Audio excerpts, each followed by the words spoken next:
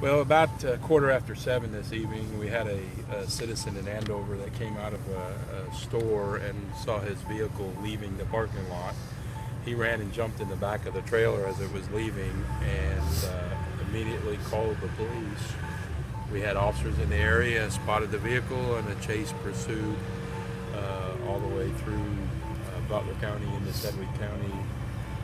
About 3 different times, Sedgwick County deputies tried to spike the vehicle to get it stopped because we all knew we had a victim in the back of the trailer, and he avoided the spike strips 3 different times, and ultimately the third time when he tried to avoid the spike strips here behind me, he lost control and ended across the intersection and wrecking the vehicle.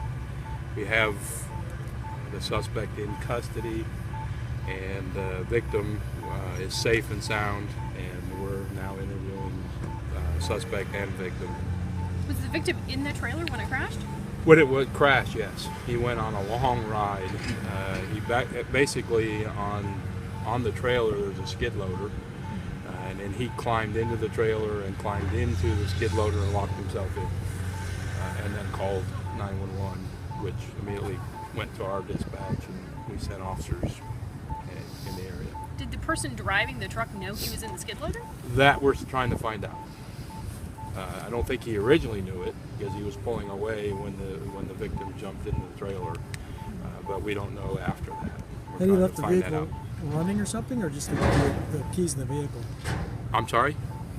The owner of the truck and the skid loader, had he left the vehicle running for any reason, or did you just leave the keys in the truck? It's my understanding there was a second set of keys in the truck. I don't believe it was running.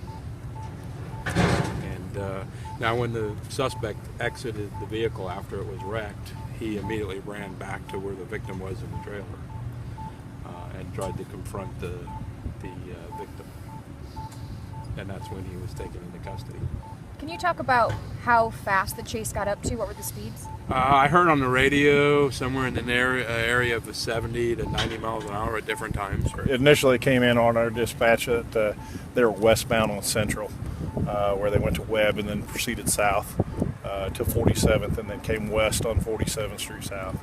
So on that route we tried to initiate spikes 3 different occasions, and were somewhat successful here. Any injuries at all to anybody? Some minor injuries to the driver. I think at the time he was apprehended, the canine was deployed, so there were some dog bite injuries, but the victim, the actual owner of the vehicle, a little shaken up.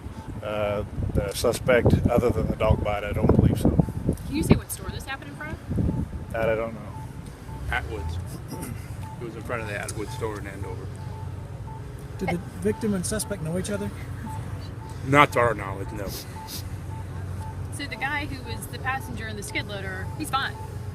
Yes. That is amazing, but yes, he is. He went on one heck of a ride, but he is safe. As the lieutenant said, he's a little shaken up, but he's no injuries.